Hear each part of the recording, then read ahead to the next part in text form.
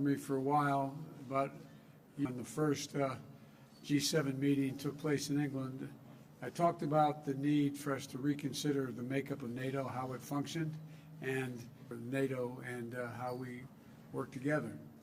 And in addition to that, I told Putin that if he invaded Ukraine, NATO would not only get stronger, but would get more united and defend the rules-based order. And that's exactly what we're seeing today. This summit what we're going to face in the future. The last time NATO drafted a new mission statement was 12 years ago. At that time, it characterized Russia as a partner and it did China. The world has changed a great deal since then, and NATO is changing as well. At this summit, we rallied our alliances to meet both Russia poses to Europe and the systemic challenges that China poses to a rules-based world order. And we've invited 2 new members to join NATO. It was Finland and Sweden, 2 countries with a long tradition of neutrality and choosing to join NATO. Some of the American press will remember when I got a phone call from Finland saying, could he come and see me? And he came the next day and said, will you support my country joining NATO? We got on the telephone. He suggested of Switzerland might come the next day to want to talk about joining NATO. Allies across the board are stepping up. 2% of GDP commitment that they make. They agree to spend 2% of the GDP on defense. Look, for example, is committed to spending 2% going forward and announced a special fund for its military of more than $100 billion. Slovakia have announced they will also meet their 2% commitments. Poland, Romania still sets in capabilities to bolster our alliances across all domains: land, air, sea, cyber, and space. Sacred.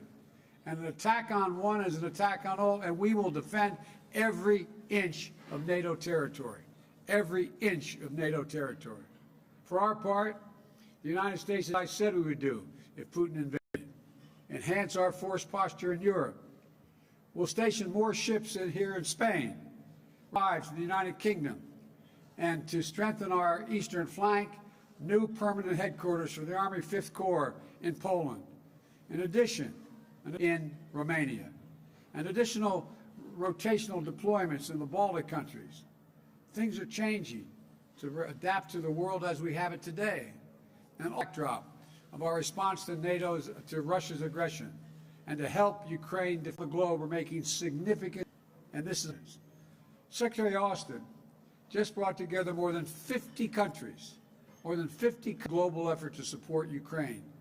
Nearly 140,000 anti-tank systems, 1,000 rounds of artillery ammunition, as well as advanced multiple launch rocket systems, anti-ship systems, and air defense systems. And again, Ukraine with nearly $7 billion in security assistance since I took office. The next few days, we intend to train more artillery and ammunition. We also welcome for the first time our partners in the Indo-Pacific to participate in the NATO, bringing together democratic allies and partners from the Atlantic and including infrastructure and investment, to offer helps bring millions of dollars up to, before it's all over, up to possibly $1 trillion of private sector money off China.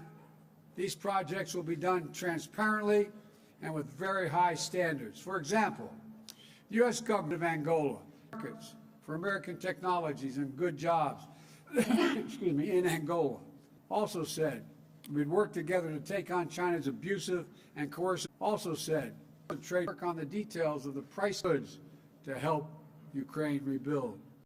We're committed caused by the Russian war as the world to do what need be done. Putin he did not want.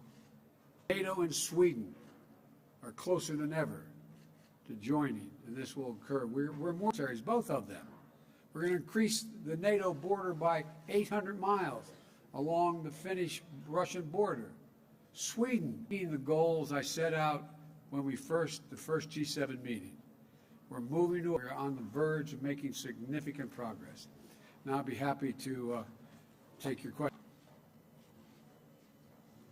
NATO summit last year, and you've come to this summit here at a time of record inflation, and as new polling this week shows that 85% of the U.S. public feel the country is going in the wrong direction, including some of the leaders you've been... I think that you haven't found one person, one world leader to say America's going backwards.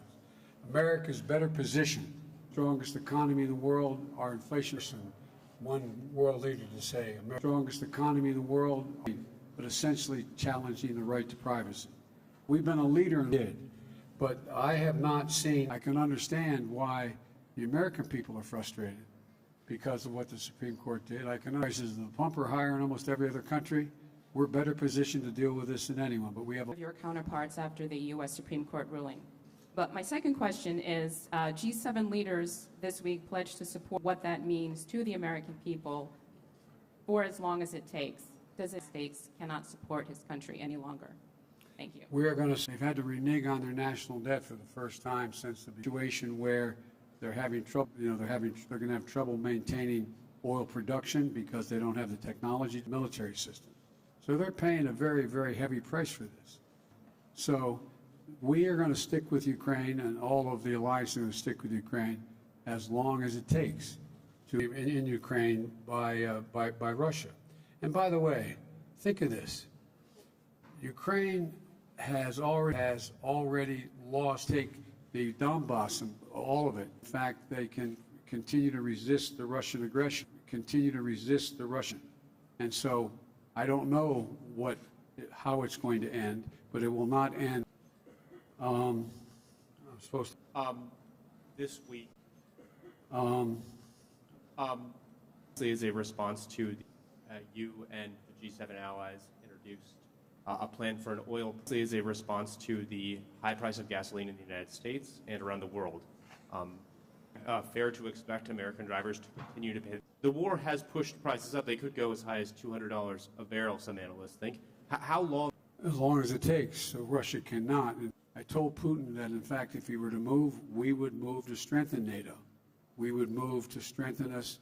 The price, I suggested a while ago that what we should consider doing, and that we would not provide, the West provides insurance, would not insure Russian ships carrying them, so they would have great difficulty getting customers.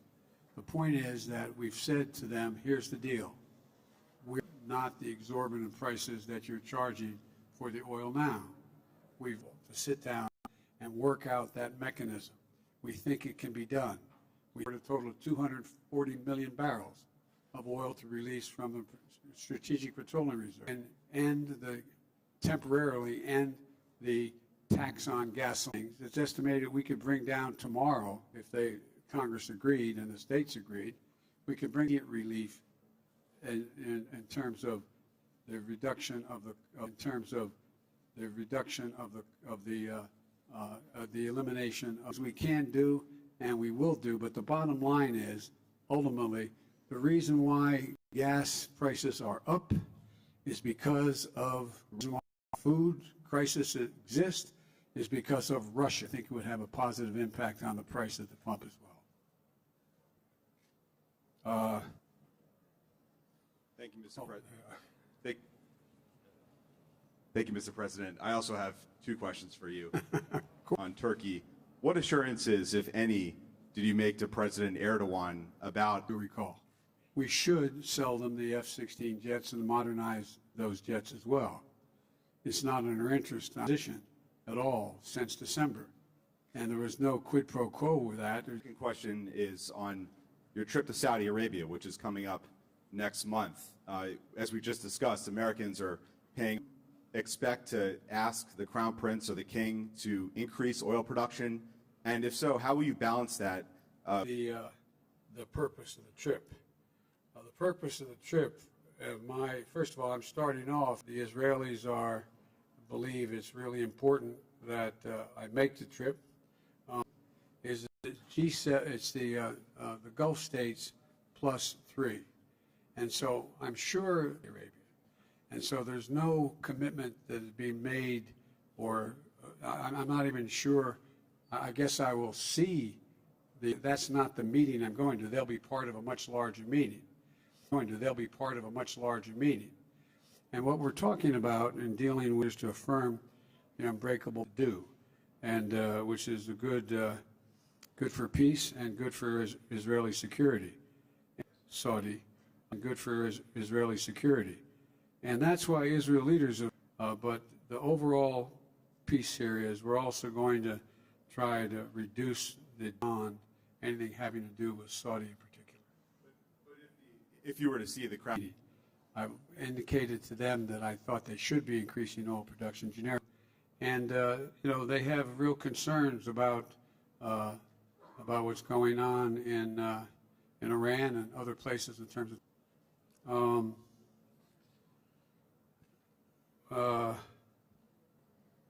Thank you, Mr. President. I'm going to keep the trend and also ask 2 questions, if that's okay. One on the summit and the assistance for Ukraine. After hearing President Zelensky's assessment that the war needs to end before the winter, are you changing your calculation in terms of the pace of the assistance and what kind of assistance you're sending? the war could end tomorrow, by the way, if Russia stops its irrational behavior. So, you know, when the war will end, I have to be in a position where the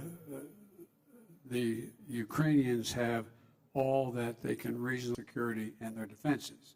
And so one does not relate to the other. They need, we're going to be providing another, well, I guess I'll announce it shortly, but another $800 billion in aid for additional weaponry, including, you know, weapons, of weapons.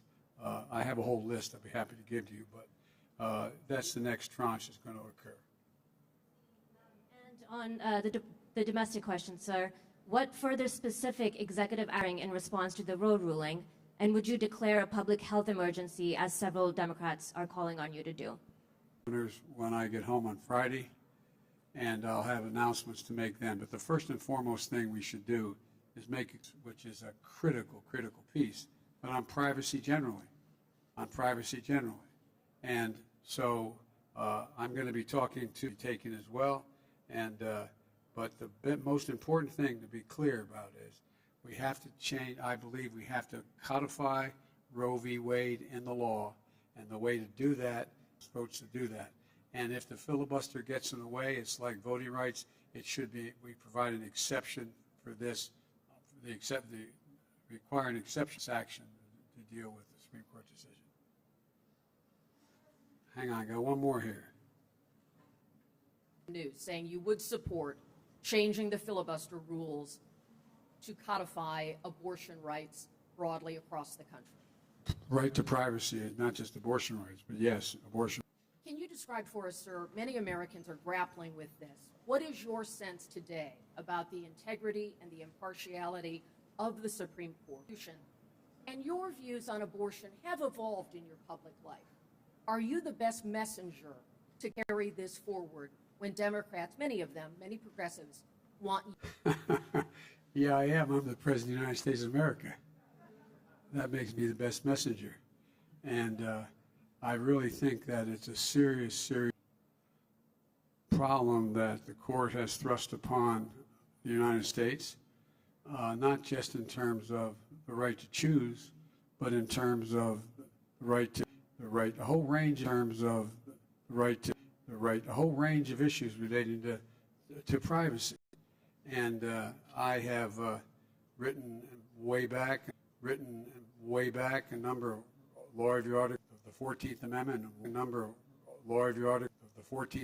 and why that privacy is considered as part of a constitutional guarantee. And they've just wiped it all out. And so I'm the only president they got, and I feel extremely strongly that I'm going to do everything in my power, which I legally can do in terms of executive orders, push the Congress and the public. The bottom line here is, if you care, if the polling data is correct, and you show up and vote in the off year and vote, that's how we'll change it. All right, guys, I'm out of here. Thank you all very much.